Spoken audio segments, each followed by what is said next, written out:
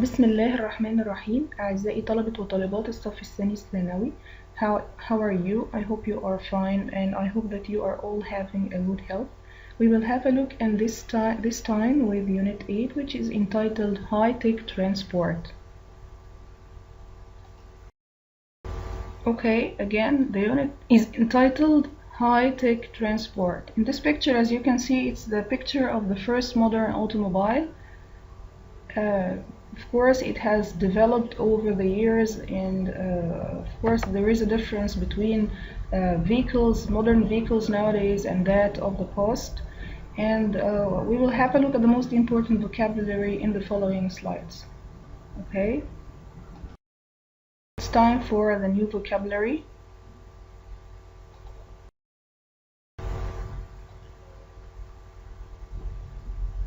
Environmentally friendly. Environmentally friendly, of course you all know that the word environment means البيئة, the noun.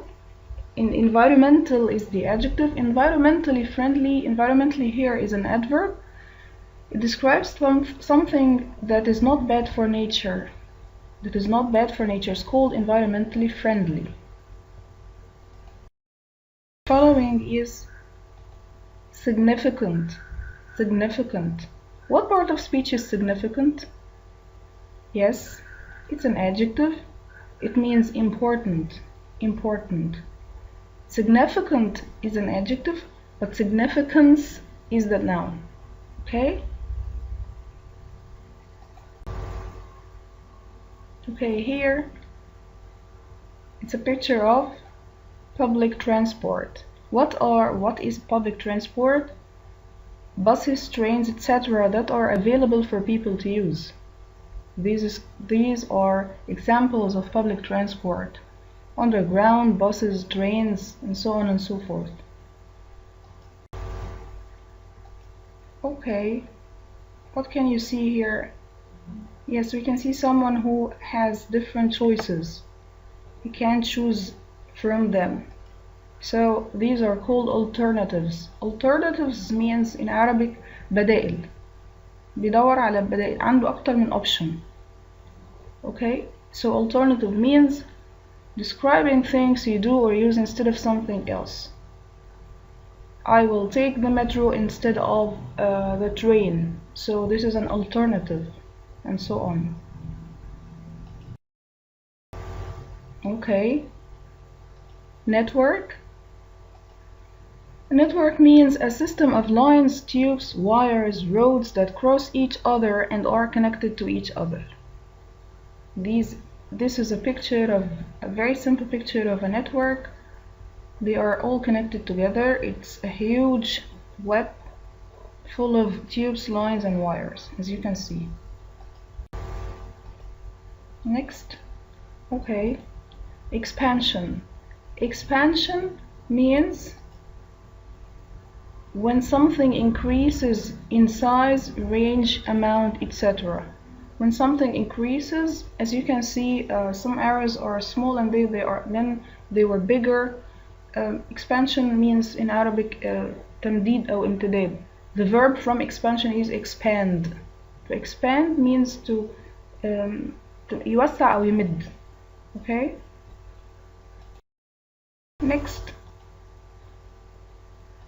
Yes, facilities. Facilities means or describes places or buildings providing different types of service.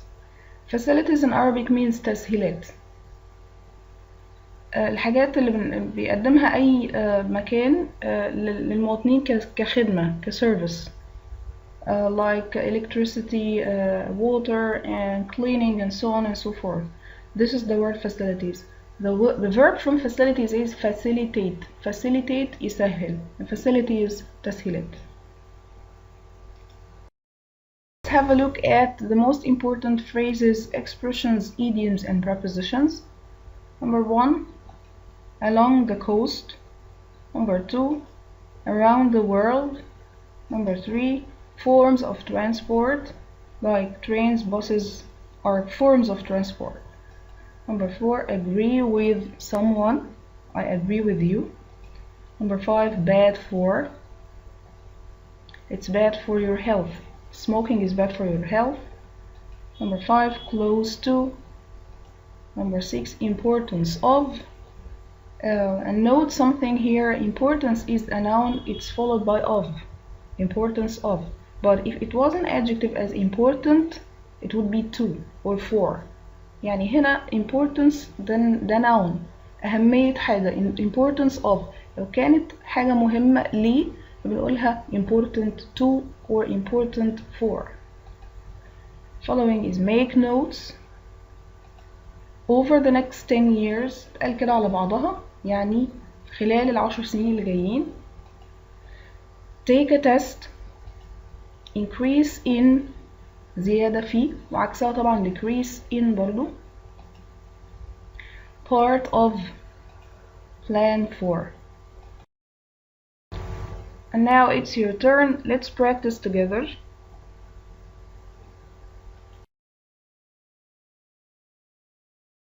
From A, B, C, or D. Number 1, the Egyptian government is carrying out a major damage, expansion, application, pressure of the underground system. Yes, I can hear you. Very good, expansion. Number 2, our company has recently installed the latest, outdated, degraded, old-fashioned, high-tech security system that cost a lot of money. Install the latest, الأحدث. Sure, the answer would be high-tech. Number 3, the motorway line or network or discipline or authority in Egypt links all the cities and areas. The motorway what? Thank you very much. Yes, the motorway network. The last sentence, these advertisements are intended to increase public, special, accepted, or awful awareness of the risks of smoking. Awareness means وعي. الوعي الإيه؟ Excellent. Public awareness. الوعي العام. Thank you. Now it's time to have a look at the synonyms and antonyms. You all know that synonym means المرادف, antonym المضاد. So word, its synonym and its antonym. Okay, number 1, connect. قلنا connect معناها يصل. Another word for connect is to link or to join, and the antonym is disconnect or divide. Number 2, construction. Construction means development or building, بناء, and the opposite or the antonym is destruction, هدم. Emphasize, and this is a verb, okay, and it means to assert or stress. بالعربي يعني أكد, emphasize. And note something, emphasize has an E at the end, it's a verb, but the noun is emphasis, it has no E at the end of the word, emphasis. But here it's a verb, it's emphasize, يأكد. The opposite is deny or ignore. Expansion. We said expansion means تمديد أو توسيع. It's growth or enlargement. And the opposite or the antonym is decrease or reduction, تقليل. Improve. It means to develop or to promote, يحسن. And the opposite is deteriorate or corrupt. يعني يتدهور, deteriorate. Okay. Interrupt. يعني بالعربي يقاطع. Interrupt something means to bother or to disturb, يزعج أو يقاطع أو يضايق حد, or to annoy. And the antonym is to assist, to help. Precise. It means exact or accurate, يعني حاجة دقيقة جدا. And the opposite is imprecise or indefinite, غير محددة وغير دقيقة.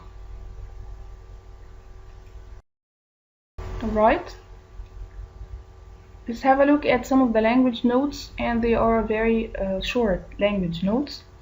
The difference between public and general. And note something, and both of them mean بشكل عام or عام, public and general. When do we use public and when do we use general? Let's have a look at the following example. You now have to pay to use the public toilets at the park. Public means to be available for all people in general, بشكل عام. They gave general description of the new site of the company. General description it means وصف عام، وصف بشكل عام. يعني public الأولانية عكس private. private يعني حاجة خاصة بي أنا بالشخص نفسه. public عامة للناس كلها. general means زي ما نقول كده in general بشكل عام. عكس precise اللي هي يعني إيه بشكل دقيق أو بشكل مفصل. Okay. Take place and take someone's place. Of course, when you see these together, you feel that there is no difference. Of course, we have a difference, and there is a difference here. A big difference between take place and take someone's place. Let's have a look at the example. Treasure Island took place in the 19th century. Took place here means to happen. It happened in the 19th century. It occurred in the 19th century. يعني كانت أحداثها حصلت أو حدثت في القرن ال19. يبقى take place means يحدث. Happen or occur. I took my father's place in our shop while he was abroad. I took my father's place here means إن أنا أخدت مكان والدي. حليت محل حد. حليت محل والدي. يبقى took place على بعضها مفيش بينهم فاصل معناها يحدث. إنما take someone's place معناها يحل محل أو يأخذ مكان شخص. Now let's practice together. Let's have a look at the practice on the expressions, idiom, prepositions, derivatives, synonyms, and antonyms, and so on. Number 1. As he read the reports, the manager spaced careful notes about them. We said notes take the verb excellent, takes the verb make, so he made careful notes. The following. All candidates have to. Do you know the meaning of candidates? Yes, المرشحين. All candidates have to space a test in language and computer skills. Have to give a test, make a test, devise a test, or take a test. Yes, take a test. Thank you. Following. I don't agree space the way to discipline students with physical punishment. To discipline يعني اللي هو يعني يعمل انضباط أو هي discipline يعني انضباط إن هو يظبط ال students يعني physical punishment إنه يبقى العقوبة ليهم physical. So I don't agree with the way to discipline students. The following. The tourist company's income went space as a result of the corona crisis last year. Went what? Went off, went down, went in, went into. Yes.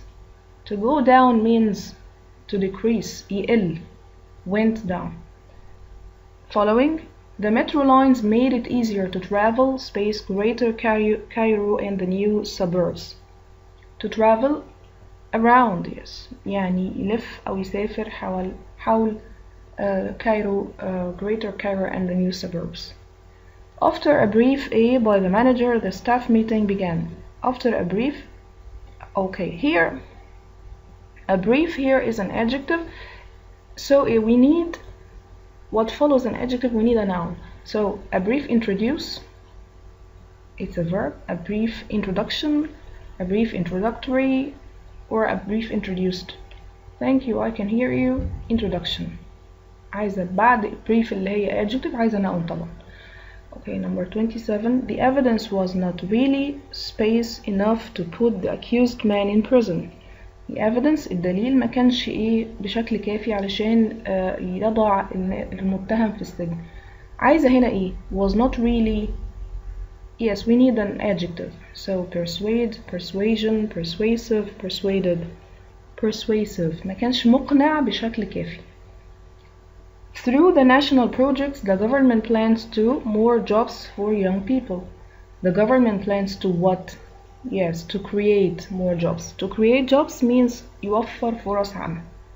The following. Prevention also plays a central role in traditional medicine. The word central is similar in meaning to the word central means مركزي أو أساسي. So it's very similar to the word main. The last sentence. The test will involve answering questions about a photograph. The verb involve can be the opposite of the verb. Opposite, the antonym of the verb what? Yes, exclude. Exclude. Involve يتضمن, exclude عكس يتضمن. Okay, thank you. Now, my dear students, it's time for grammar lesson. Okay? Okay, our grammar lesson will be about future perfect tense. Do you remember future perfect tense? We've taken this before in the first term. We will just have a revision on future perfect. Let's have a look at these examples first. I will have finished this report by midday. I will have finished this report by midday. Won't have finished this report until 5 o'clock. I won't have finished this report until 5 o'clock. As you can see, I will have finished means أنا هكون خلصت الريبورت ده على نص اليوم، ومش هكون خلصته قبل الساعة أو لحد الساعة 5 مش هكون خلصت. يبقى it means that for actions that will or will not be completed before a specific time in the future. It means that I have started doing this thing in the present and it will be finished or it will have finished by a certain time أو at a certain time in the future. أنا بدأته في المضارع وهخلصه على ميعاد معين a specific time in the future. Yes, in this time or in this case you have to mention the point of time. By midday is a point of time. Until 5 o'clock is a point of time. لازم أقول كده. على الساعة كذا هكون خلصت، هكون أنجزت العمل ده. مش هكون خلصت قبل الساعة كذا وهكذا. Okay? I will have read the book before I return it to the library. I will have read the book before I return it to the library. قبل ما أرجع الكتاب للمكتبة هكون خلصته. يبقى أحيانا تانية برضو we use future perfect for actions that will or will not be completed before another action in the future. قبل حدث تاني زي ما احنا شايفين هنا كده before I return it to the library ده قبل ما أرجعه للمكتبة. I will have read the book هكون خلصته خلاص قبل حاجة تانية. By the time my father arrives I will have finished my homework. يعني بحلول أو بالوقت اللي هيوصل فيه بابايا اللي هي الجملة الأولانية دي present time. الجملة التانية هتبقى I will have finished my homework. هكون خلصت الواجب بتاعي. يبقى أنا بدأت الواجب على ميعاد معين وعلى وصول بابا اللي هو الأكشن التاني. Of course it's in the present time. I will have finished it. هكون خلصت خلاص. Okay, time expressions with the future perfect. We have before, by a period of time, by midday, by 9 o'clock in the future, by the time, till and until, in a year's time, in a week's time وهكذا. لازم يكون في point of time for the future perfect. أقول in a week's time we will have finished our exams. In a week's time في خلال أسبوع we will have finished our exams. يبقى احنا بدأنا النهاردة السبت مثلا الامتحان وفي خلال أسبوع هنكون خلصنا. Okay? Of course we will have to revise, or I want you to revise some of the different future tenses, future simple tense, future continuous tense, ودي أخدناهم قبل كده, and future perfect tense. So future simple tense لو نفتكر مع بعض future as fact, beliefs, plans, personal prediction or assumption, spontaneous decision أو on the spot decision, القرارات السريعة أو للاعتقادات الشخصية أو للprediction اللي من غير evidence. اوكي, ده بالنسبة للفيوتشر سيمبل أخدناه كتير, وأخدنا كل اليوسجز بتاعته اللي هي كتيرة جدا. on the spot decision قرار سريع, future fact حقيقة في المستقبل, و offers and requests, warnings and threats, prediction without evidence and so on. future continuous أخدناه برضو قبل كده. it describes or it expresses actions in progress at a specific time in the future. a future fact or a future event of course. يعني ايه الكلام ده؟ يعني قلنا لما يبقى عندي وقت معين في المستقبل, انا عارفه ان انا كل يوم بعمل الحاجه دي, فمثلا don't call me at from 5 to 7 tomorrow as I will be revising for my exam. انا عارفه ان انا بكره في الوقت ده من الساعه كذا للساعه كذا هكون بعمل حاجه, so this is a point of time برضو, وانا عارفه ان انا الاكشن ده هيكون in progress, هيكون مستمر. I will be doing something. اوكي, ممكن ابقى عارفه ان انا بكره هذاكر, او انا كده كده من الروتين اليومي بتاعي عارفه ان انا بعمل كذا يوم السبت كذا يوم الاحد, ففي الفتره دي I will be doing something, هكون بعمل حاجه. What about future perfect tense؟ مختلف عن الفيوتشر continuous, انه مش هكون بعمل الحاجه دي, لا انا هكون خلصت بالفعل على وقت معين. معناها continuing situation from a point in the future. أنا بدأته في ال present وهكمله في ال future. Future actions taking place by a specific time or future action before another action, as we just said the previous slides. I hope that you understood, and now it's time to practice. Practice together. Choose the correct answer. Choose the correct answer from A, B, C, or D. Number 1. Wake me up by 9 o'clock. By 9 o'clock. You remember? I space long enough by then. I will sleep, will have slept, will be sleeping, will be slept. Thank you. Will have slept. هكون خلاص نمت بشكل كافي على الوقت ده. Number 2. I think one day every new book as an e-book. One day. في يوم من الأيام every new book as an e-book. كل الكتاب هيكون كتاب إلكتروني. كل الكتب. Publish will be published. Will publish will have published. Yes, will be published. هنا future simple عادي. I think it's my assumption اعتقادي أنا. يبقى future simple. Number 3. Will she space enough Chinese to communicate before she moves to Beijing? Will she have learned, be learning, learn and has learned? Will she, thank you, have learned. نلاحظ هنا إن محدش يقول لي ما هي she موجودة. ليه ما أخدناش has learned؟ ما هي she موجودة، يعني إزاي أقول she have learned؟ لازم ناخد بالنا إنه will قبل she. will هي اللي خلت إن أنا آخد، لازم أقول will have والpast participle. ماليش دعوة بقى إذا كان ال subject ده she ولا he ولا it ولا whatever. هي will اللي موجودة اللي هتخلي آخد have مش has أو ال infinitive يعني. Okay, number 4. Rana the night shift by the time you get up in the morning. Rana won't be finished ولا won't finished ولا won't finish ولا won't have finished. Yes, I can hear you. Thank you very much. Won't have finished. مش هتكون خلصت النايت شيفت بتاعتها لما تكون صحيت انت الصبح. Number 5. Mahmoud space a good job in Cairo by the time he's 25 years old. Mahmoud, yes, will have got. Number 6. Could you please return in 10 minutes? Your room will by then. Your room will have been cleaned, will be cleaned, will be cleaning, or will have cleaned.